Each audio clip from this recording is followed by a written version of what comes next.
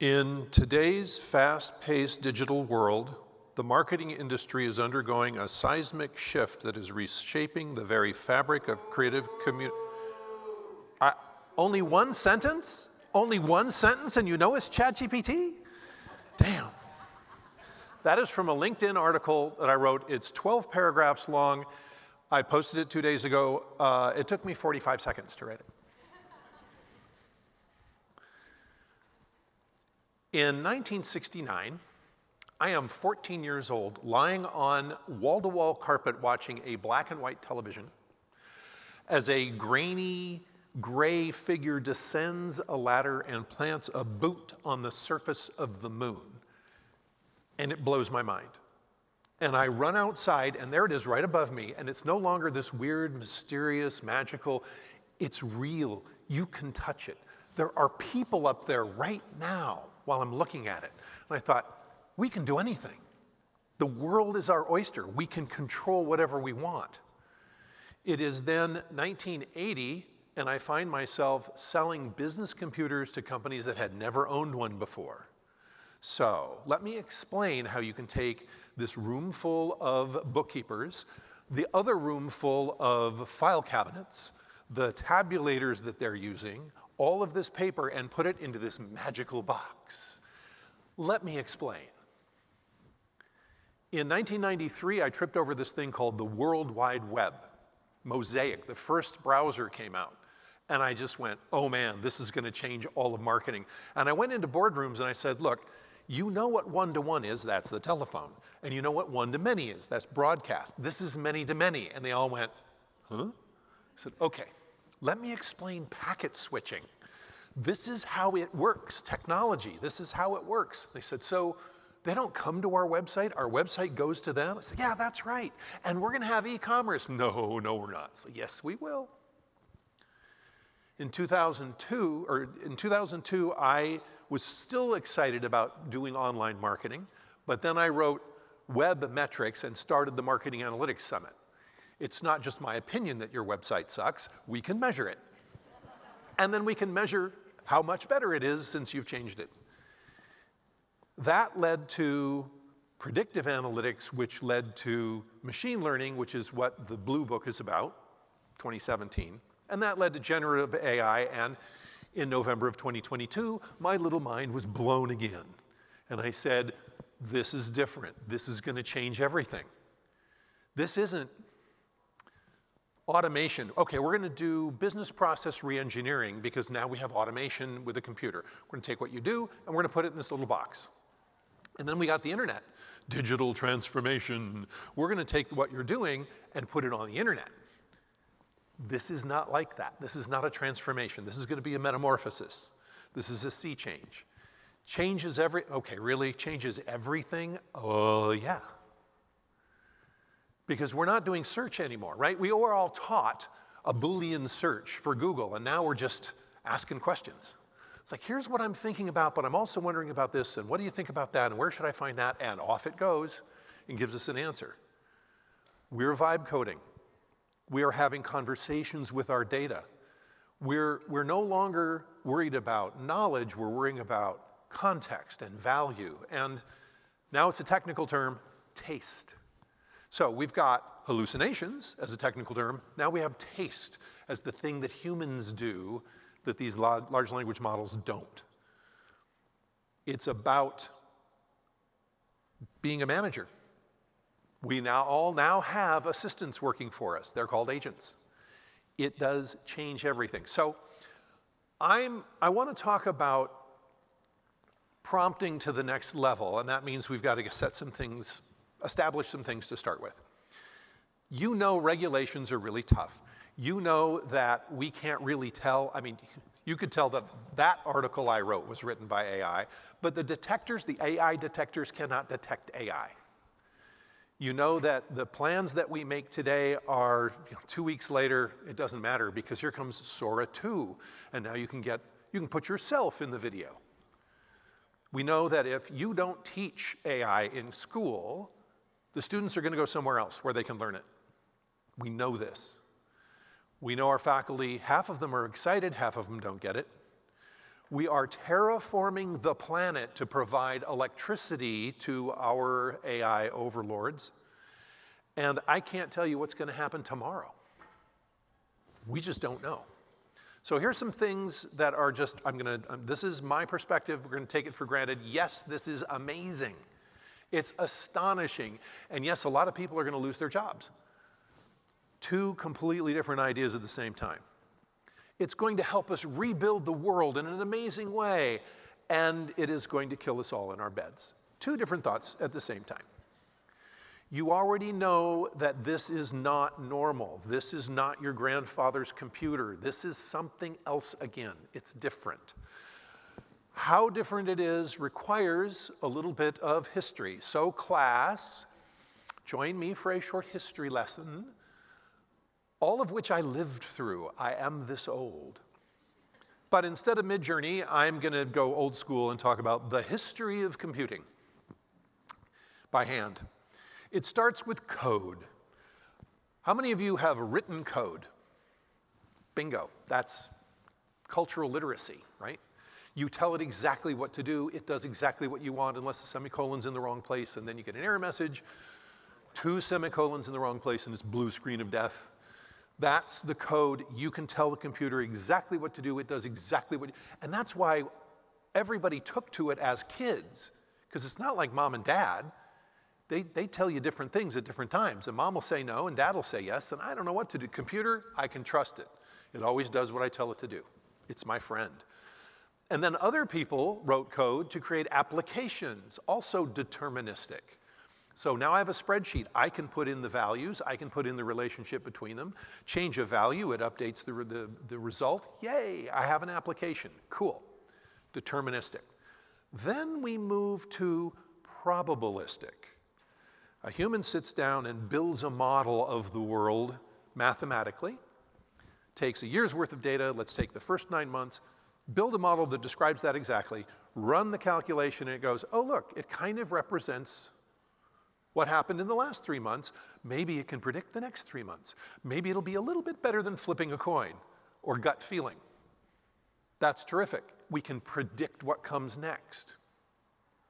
Then we got serious with predictive analytics and had the machine work on it.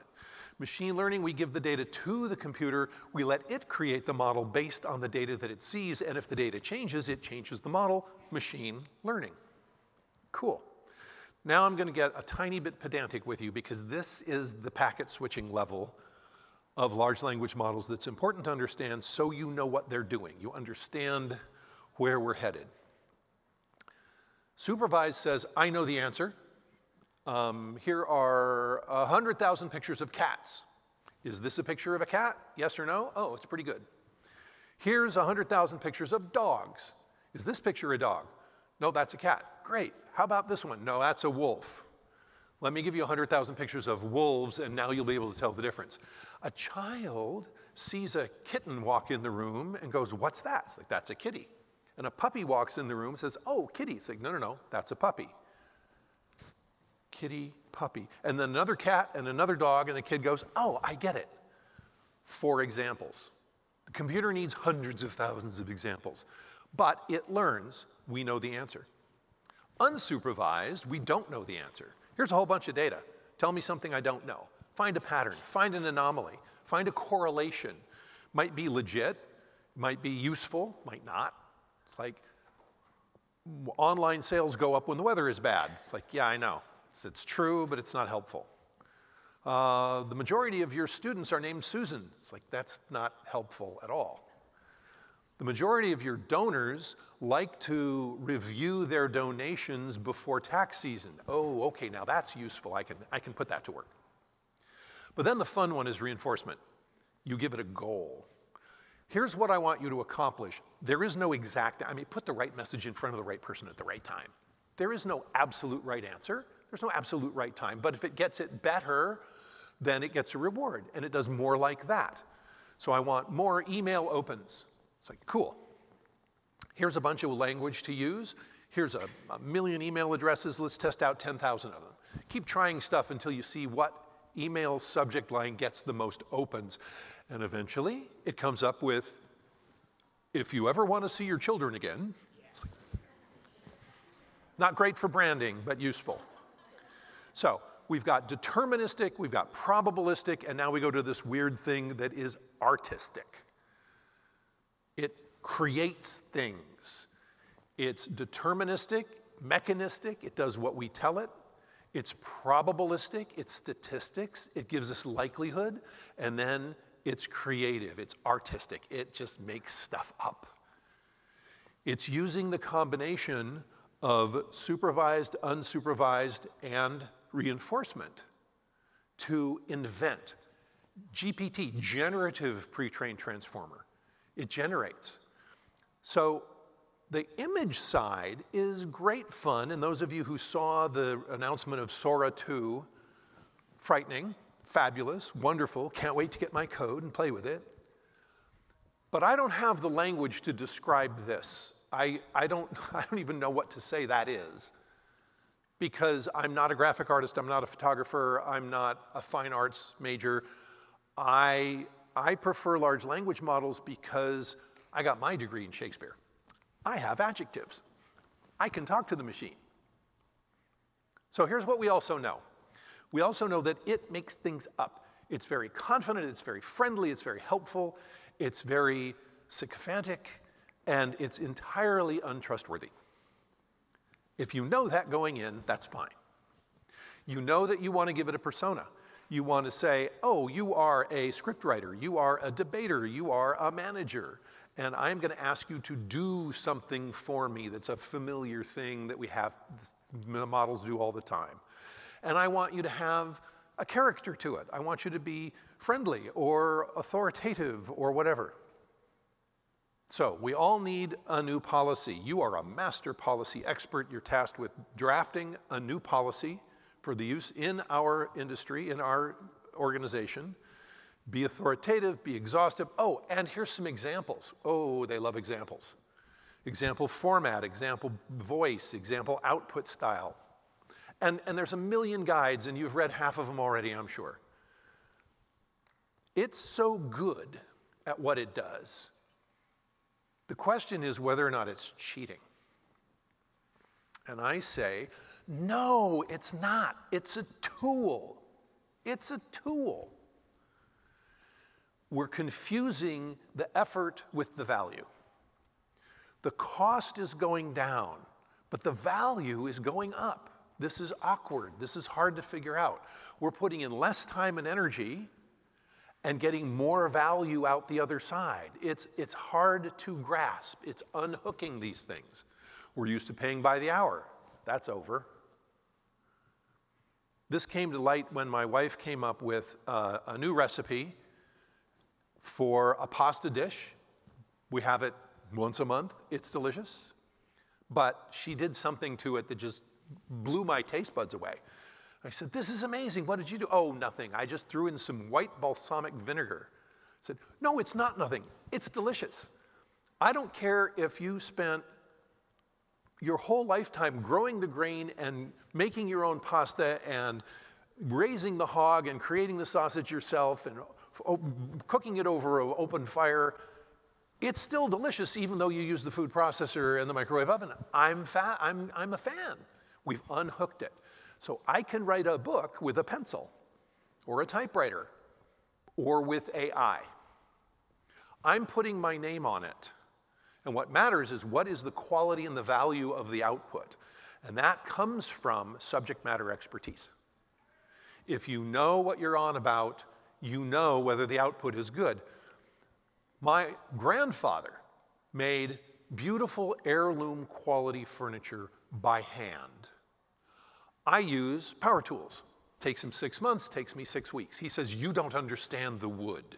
It's like, well, yeah, it's a piece of pine, piece of maple. I understand the wood as it relates to the tool. The result after 6 weeks is I make an heirloom quality piece of furniture. Because I learned from his knee, subject matter expertise, knowledge, experience, I know what good is. Otherwise, I just get a Klepstadt from IKEA, and I'd be done. Wouldn't matter. So, is it cheating? 100% yes, absolutely cheating. If you don't recognize when the process is the purpose. It's cheating when the process is the purpose. The purpose is not to get weights higher. The purpose is to grow muscle. The purpose is not to just get there. The purpose is to learn how to drive and learn how to navigate. The goal is to learn how to learn, not to just get the answer. The goal is to understand and be able to play music, not just listen to it. The process is the purpose. If you use these tools for that, you are cheating yourself. And we're all going to get in trouble when it all happens at the same time. That gets very confusing. So is it cheating? Well, I'm a consultant. The answer is always it depends. So where do you belong in all this? We need you for 3 reasons. Number 1, what problem are we solving? What question do you want answered and why? What's important? What matters? What information do you want the machine or the people or the committee to consider? And does the output pass the smell test? Because your name is going to go on it. Do you need to acknowledge that you used AI? I don't know. Do you need to acknowledge you used spell check? No. But your name is on it. You're responsible for the value, the quality of the output. The computer has a little issue with this. Computer says, oh my God, it's a tiger. And the human says, well, wait a minute, there's some context here. It's a dog.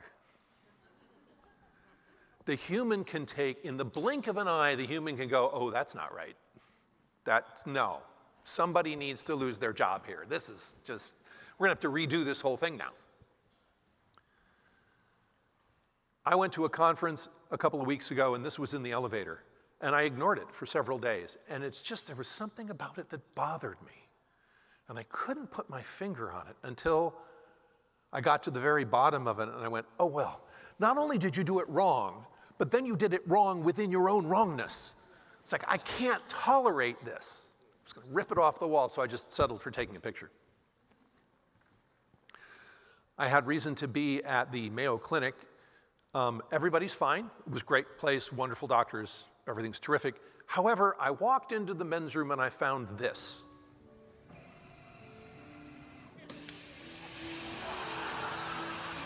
I thought, wait, that can't possibly happen every time, can it? Yes, it does. So I walked out and my wife said, are you okay? You were in there a long time. I said, look at this video. So what problem, what data, and does it pass the smell test? That's on you. Is the quality of the output enough that you will put your name on it? If not, don't publish it. And then there are the 3 warnings. There are 3 issues to be aware of. Number 1, we've talked about already. Assuming it's right, not knowing the difference, not knowing what good is a problem. And then bias in the data. Oh, sorry, I got ahead of myself. How many of you have been work slopped lately? Yeah. One of my business partners did that to me. I asked a question about what do you think is going to happen when these things come together and this client asks this question? And he sent me back 7 pages. It's like, no, you just made me responsible for it. That's like your analytics team coming in and saying, here's a spreadsheet. It's like, what does it mean? So work slop is major annoying problem for me. They're not just assuming it's right, they didn't even read it. Then the next one is bias in the data. And we know this. If you ask for a pilot and a flight attendant and a doctor and a nurse, yeah, the data sucks, and you have to be wary of that. And then these are power tools. We know humans, they're not all good people. So the problem with assuming we're right is you need to know what good is. That is your subject matter expertise. That's on you. As far as bias, that's just being aware that it's there and watching for it and counteract it. And then finally, please just be a good person, would you? That would be grand. Okay, Jim, that's great, but we need you. You came here to talk about next level prompts. When are you going to get to that? Funny you should ask. This is not deterministic. This is creative. This is for putting forward your imagination and coming up. Get away from the fact that it adds, subtract, multiply, and divides, and think about strategy. Think about invention. Think about doing things different. Think about metamorphosis. Think about changing the way that you relate to your computer. What innovative principles from other sectors might be applied to this problem? What are potential future scenarios? How can I prepare? What are some unintended consequences? I'm not asking for facts. I'm asking for opinions. Don't ask it for facts. It will make stuff up, just like humans. So my wife is a Superior Court judge. And when I explained this all to her, she said, wait a minute, you're telling me the large language model will give you what it thinks is the best answer that you will like rather than the truth. And I said, yeah, that's right. She said, oh, so it's just like witnesses in my courtroom. That's right. It was trained on human language. Help me think clearer using first principles. What else should I have asked? What's missing? Is there a more creative solution? How many of you ever run a pre-mortem? Anybody? This is fun.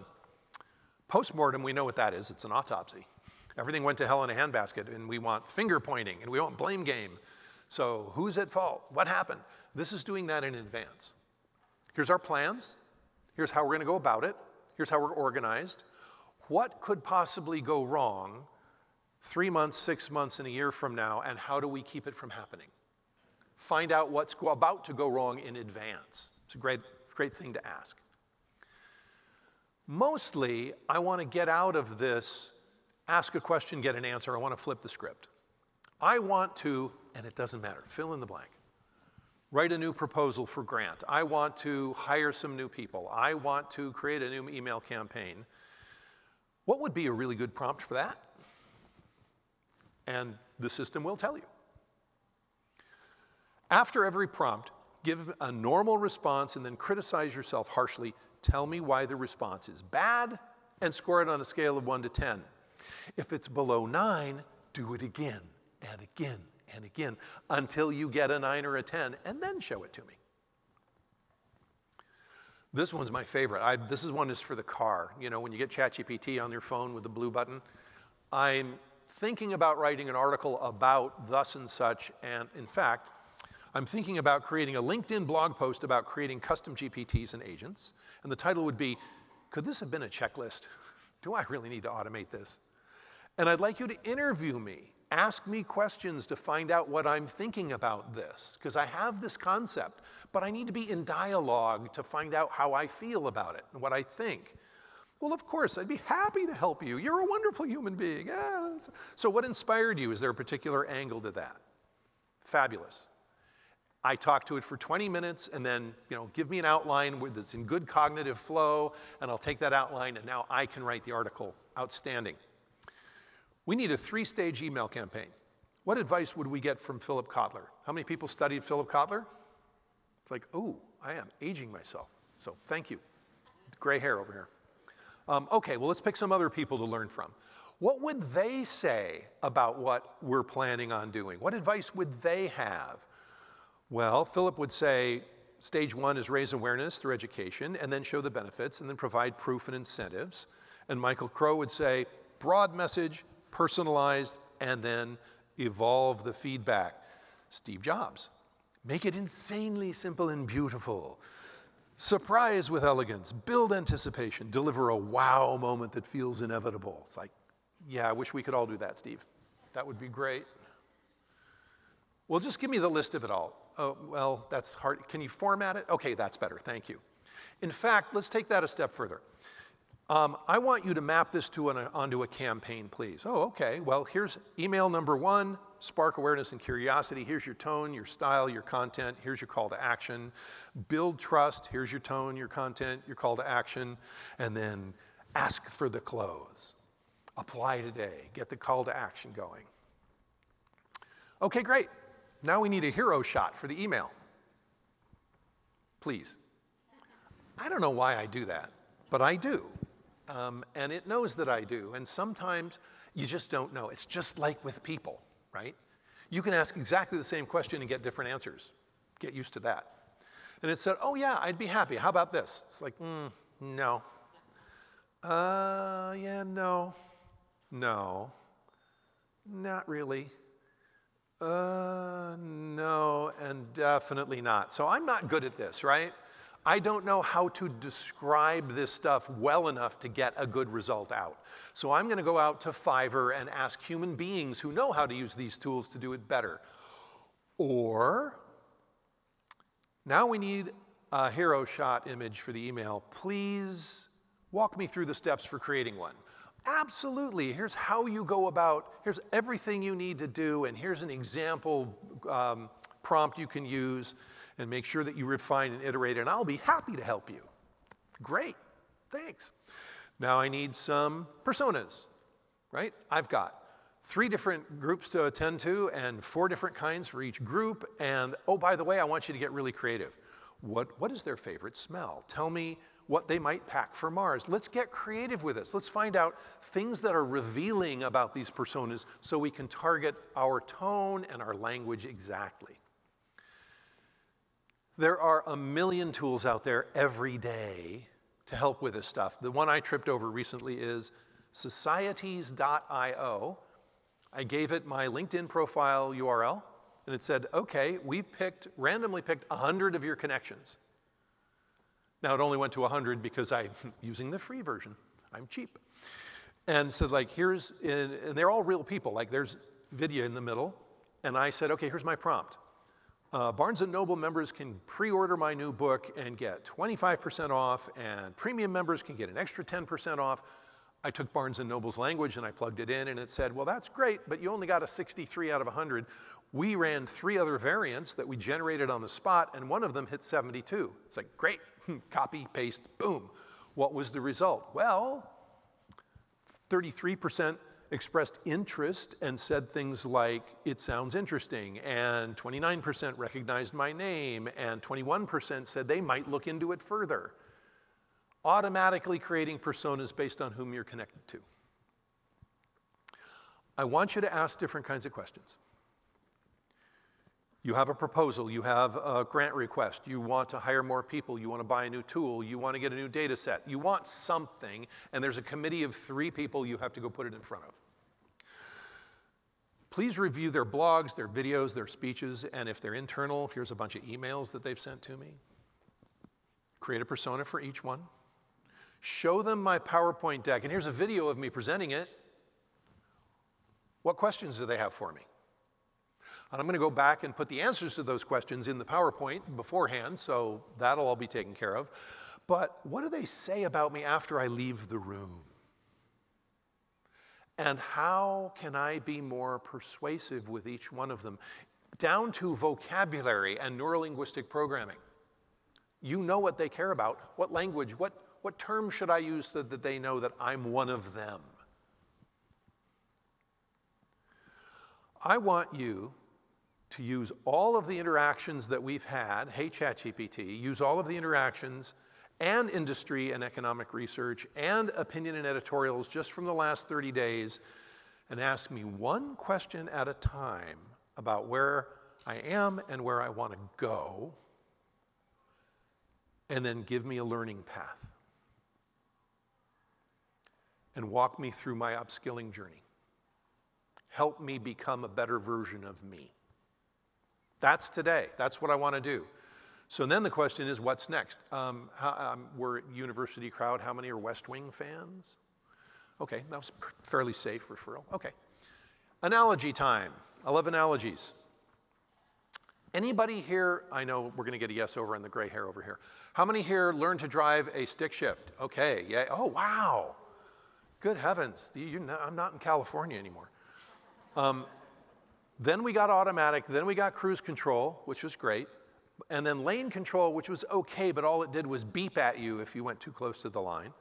Adaptive cruise, I love that, because it paces the car in front of you, and I can actually read the billboard now. Autopilot is kind of the Tesla thing. You've got to keep your hands on or near the wheel. And then, how many of you have been in a Waymo? Been a total self-driving? Yeah, not very many. It's fun. It's exciting for about a block and a half, and then you go, meh. Yeah, it's driving itself. Meh, meh. So now we look at the technology that we're dealing with. Manual transmission, you write the code yourself. Automatic, somebody else wrote the map. Predictive analytics tells you whether or not you're okay in the lane. Machine learning changes its mind as the model changes, as the data changes. Now we've got this autopilot generative thing that's, you can't let it off by itself. You've got to monitor it. And now we're getting to agents that can go do things. And then we get fleets. We get agent orchestration. We're going to build agents to help us do our jobs. Rephrase. We're going to use agents to help us do our tasks. And we're going to get different agents to do different things because you can't have, the model can't do everything. Just like humans. I have different humans doing these jobs because it's too much for one person to do. The orchestration comes from the agent management system that provides the process for how they move between each other. And then it gets a little more granular, right? We want to make copy. Well, we have emails and blogs and LinkedIn, and we need YouTube videos, and we need TikTok videos, and yeah, it needs to be granular so that if something doesn't smell right, we know which agent to go to do iteration. So we're going to do agent communication, model context protocol, agent to agent, so they can talk to each other, and they can talk to other tools. They can talk to our Salesforce, they can talk to our MailChimp, they can talk to our Constant Contact. And now we've got payment protocol, and then we just had ChatGPT announce that they're going to create in-app instant purchase. It's like, go find me the best hoodie, and yeah, buy it for me. Now I'm going to go back to 2015 when I showed this slide about what was coming, because this is where we are today. My personal agent, my robot, is going to say, hey Jim, I've been listening to the sounds in your kitchen, and I can tell that your dishwasher is going to fall apart. It's got a problem. I've recognized what it is. It's not worth fixing. You need to buy a new one. So I went out shopping, and I found 12 that will fit in your kitchen. I found 5 that will fit your style. I found 3 that fit your budget, 2 that fit your schedule for when it can be installed. I did the negotiation on the price. They're within pennies of each other.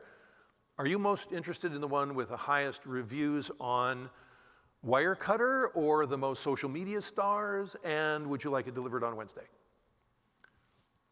That's today. We can do that today. And now ChatGPT has also announced Pulse if you're paying $200 a month.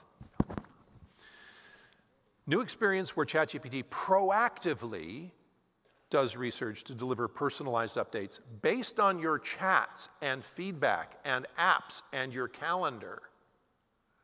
So this is the personal digital assistant watching you, looking at your schedule and your calendar, looking at your email and saying, hey, by the way, you need to do this in order to get ready for that meeting, and don't forget to bring milk home. This is a first step, says OpenAI, toward a more useful ChatGPT that proactively brings you what you need, helping you make more progress so you can get back to your life. Each one of these things that happens, we go, oh, that's weird. I'm not sure. And then the next day, meh, it's normal. It's what it does. We're used to it.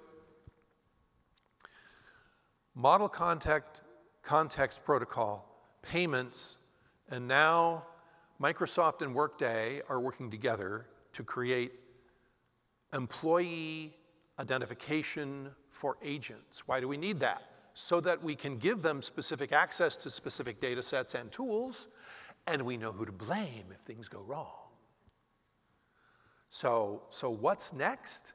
Well, we've got agent orchestration, and now we're going to move on to let it be your brainstorming thought partner. This is where it's going to help you. It's not why are we getting fewer applications, it's act like a decision scientist. Look at our latest numbers with an eye on our application rate, consider other economic indicators. What do you see? And the thing that humans do really well is think in terms of analogies. Went out to that new restaurant. Oh, really? What was that like? I went on a blind date last night. Really? What was that like? Well, it's like this other experience you've had, but here's how it's different. Analogies are how we think. And I want to give you one of the most powerful analogies I've come across. This is Billy Crystal eulogizing Muhammad Ali. He was a tremendous bolt of lightning, created by Mother Nature out of thin air, a fantastic combination of power and beauty.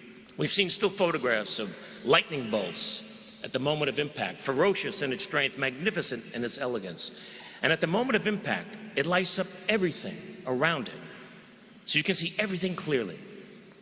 Muhammad Ali struck us in the middle of America's darkest night, in the heart of its most threatening gathering storm.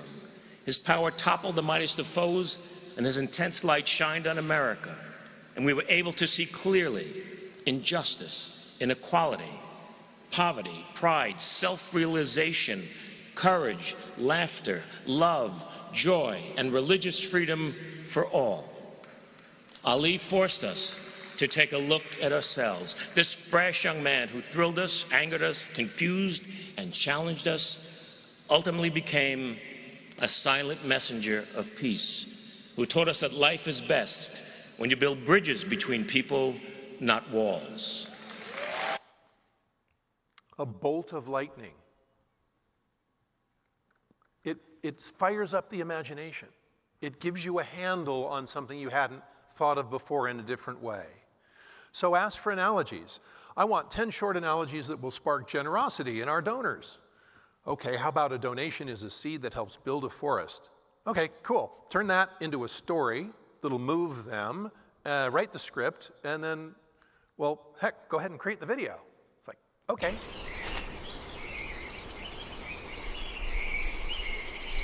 They're planting the seed that grows the forest. I didn't ask for music, just provided it. So we have a powerful tool. And now we're going to turn it over to you. And you're going to use it to power yourselves.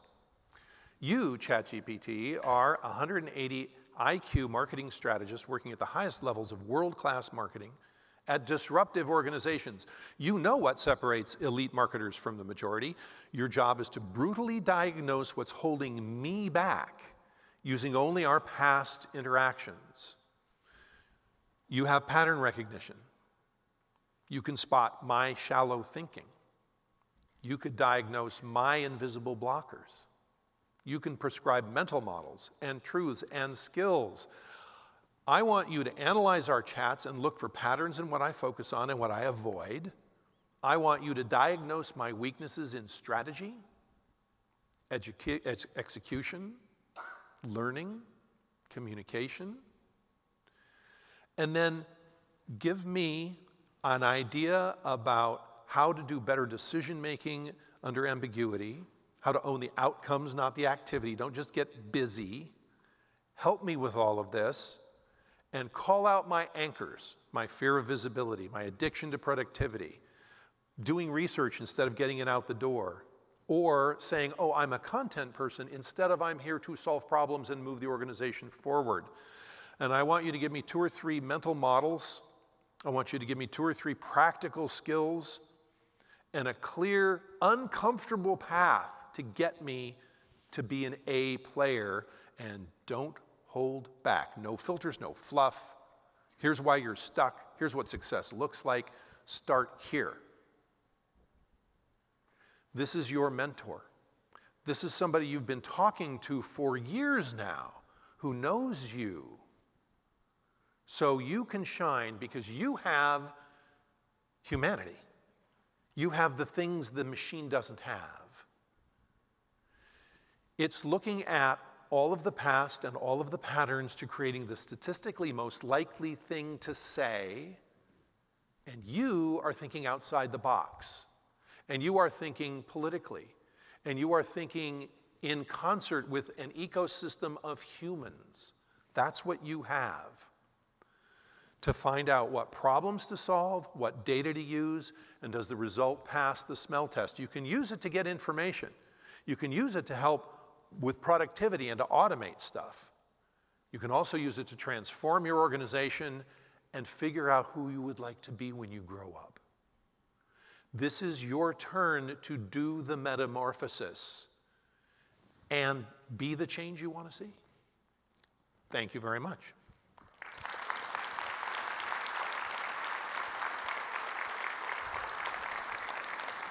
Thank you. I understand we might have some questions from in the room and online.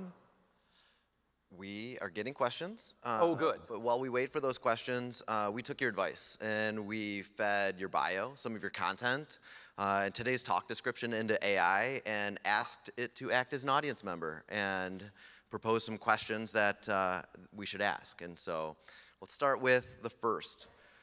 What's your advice for balancing AI innovation with the unique constraints and values of academic institutions? The unique constraints and values of academic institutions compared to non-academic institutions? No, I mean, the first part of that was? Balancing AI innovation with the unique constraints and values of academic institutions. How do we balance AI innovation against the constraints in current educational institutions? Well, that's a really thoughtful question, and I'd say it's all about finding the right rhythm between what's possible and what's practical. Educational institutions do have their constraints. They have legacy systems, they have budget limits, they have certain bureaucratic hurdles. But on the other side, did you have any more questions? We do. All right. Oh, good. In the generation growing up with AI all around them, how do we ensure they learn how to be good critics of what is good? For the smell test, will they even know what it's supposed to smell like? That is the question, to quote Shakespeare. What do you tell people who are going into school, people who are graduating school, people who are going into entry-level jobs where there used to be an apprenticeship, wax on, wax off? So you have to do that in order to learn how to block a punch. Well, that's great for muscle memory because the process is the purpose. If we grasp that there's certain kinds of activities that are no longer necessary because they can be automated, we will always have craft, right? And we will always have IKEA. So we have to separate those out.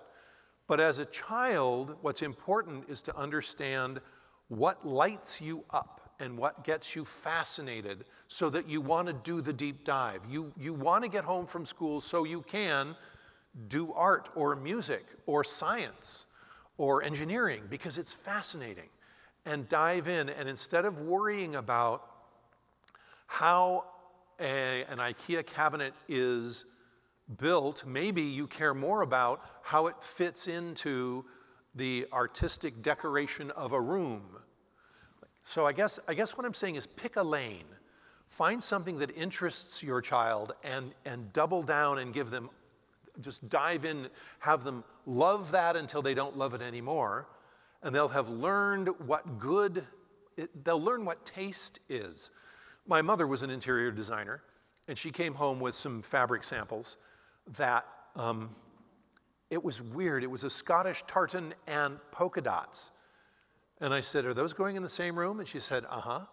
And I said, aren't you here to tell them that doesn't work? I said, well, just because they have money doesn't mean they have taste. It's like, true. So they have to find their own taste.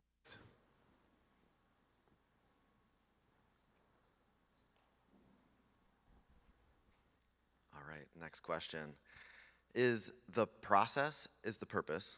Maybe not for work tasks, but personally, I want to develop the analytical, critical thinking, idea-generating skills that I'm handing off. How do I balance?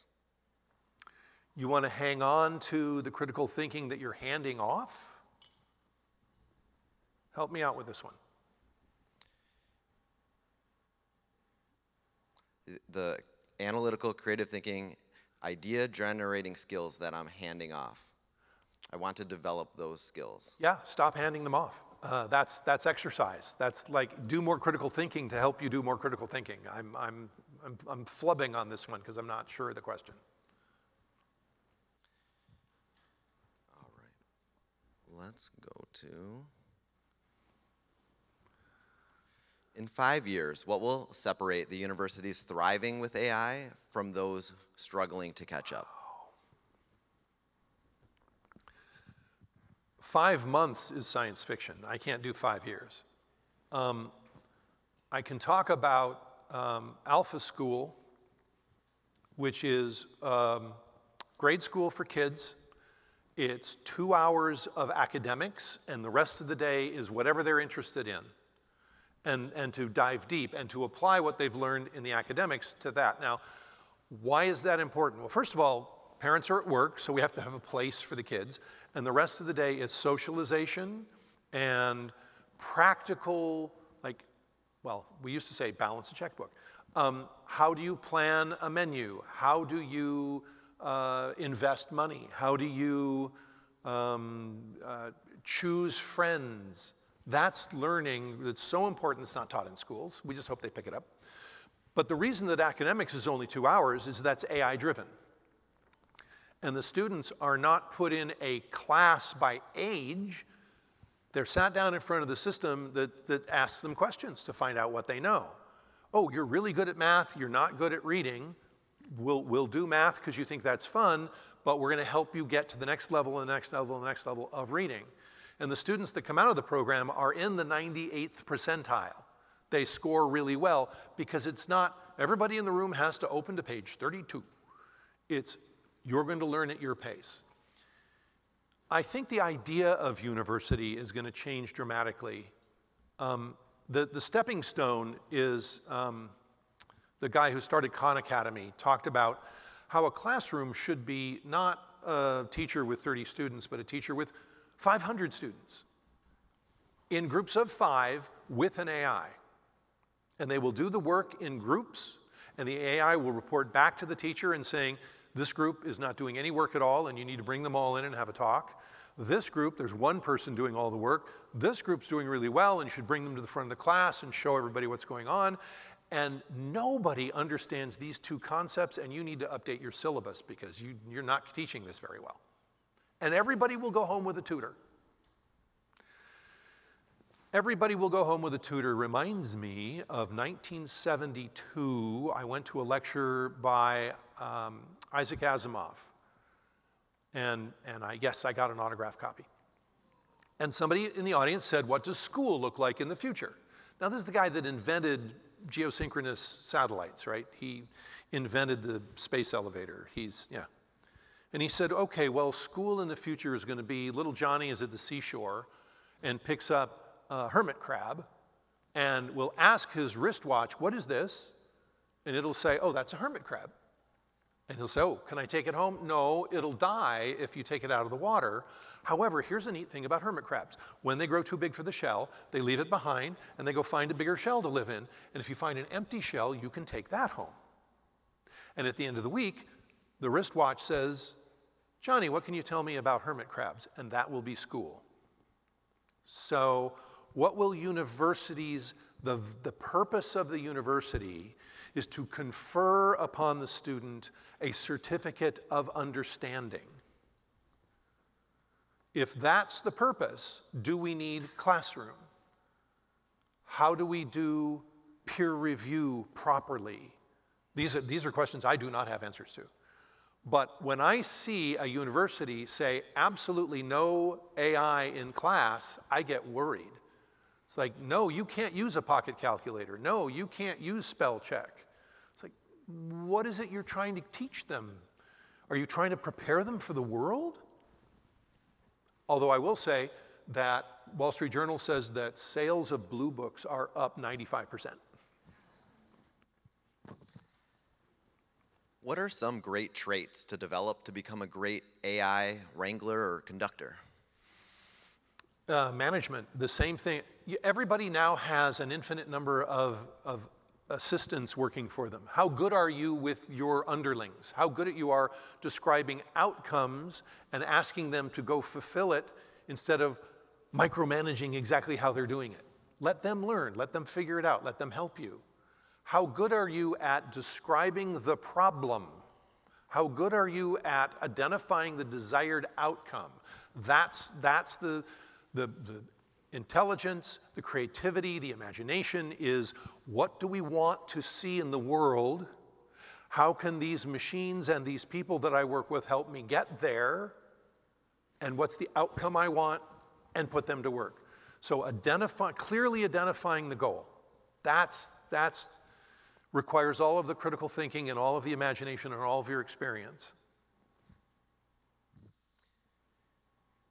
If we are subject matter experts and can do the smell test, how do future us become subject matter experts if we are relying on AI so much? So I'm thinking about this in two parts. How do others become subject matter experts? We talked about they have to find something they love and dive deep and drill down.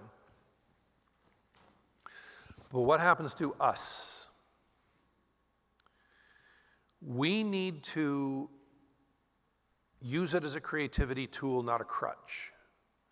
We need to use it to exercise our brains instead of just get an answer. Now, sometimes I just want an answer. My wife recently got a stationary bicycle, which of course I had to assemble. I was an English literature major. I'm not great with my hands, and we finally got it done, and I had a part left over. So I took a picture of the schematic and a picture of the part in my hand, and I said, hey, ChatGPT, where does this go? And it said, here. I was like, oh, thank you. Sometimes I just want the answer. But to keep me from atrophying, I need to continue to be creative. I love public speaking because it helps me understand how I feel about things, and I love writing because it helps me understand what I think. And I'm not going to stop. That's my process for being engaged in the world, for being fascinated, for, oh, I want to follow this new technology where it goes so I can tell people what's coming next. That's the fun part for me. For others, it might be designing new Lego sets. And what a great creative activity that would be. And this tool can help you do that. Instead of just, give me another Death Star, it's, I want to see a Death Star that does this and this and has these features and only takes this many and it only costs this much. Help me figure that out. And then the smell test is whether or not the result works. That's a long way of saying I have no idea.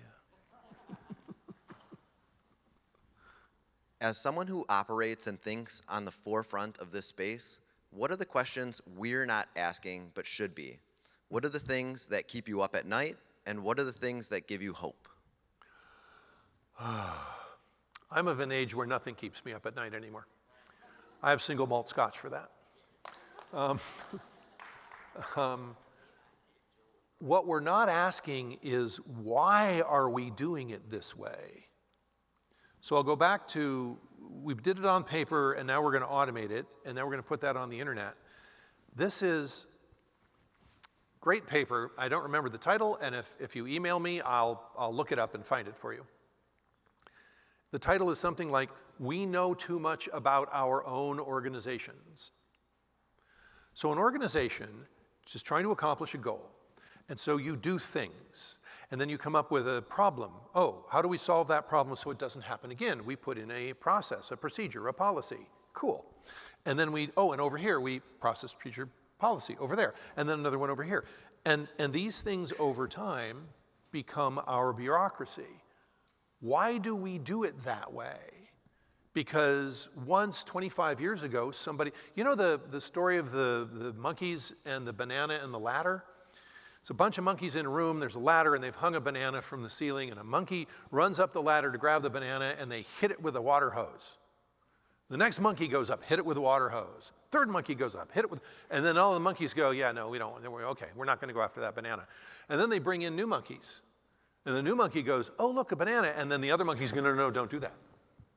And another new monkey come in, and no, you don't want to do that.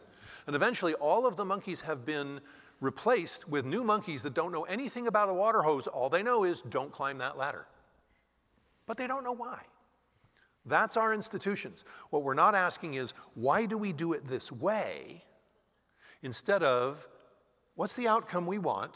And can we come up with a faster, better, cheaper, more intelligent, better smelling output for our goal? That's the metamorphosis rather than just transformation.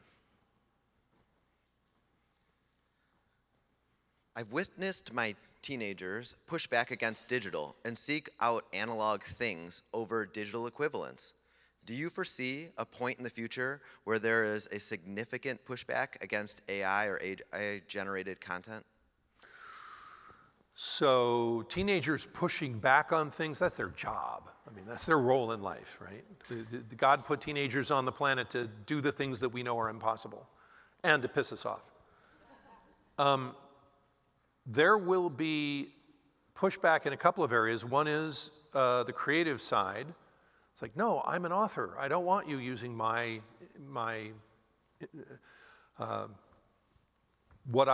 creations to train your machine. But then there are the creative people who go, oh, look what I can create with the machine.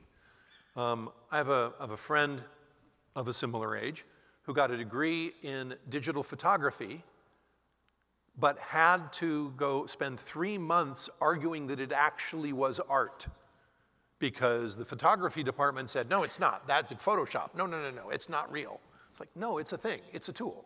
We're using it now. It's creative. So the big pushback is going to come from job displacement. Companies have two options. This is how much we're spending. This is how much we're making. Oh, look, we can drop the amount that we're spending by firing people and stay on this trajectory. Cool. Or they can say, let's keep spending this and have our trajectory improve. And if you're an abundance philosophy, it's like we can do more with the same people. But if you're in a you want to just cut everything you can, including all the people, then yeah, cut people, but you're going to lose because you're going to stay here while the competition goes up.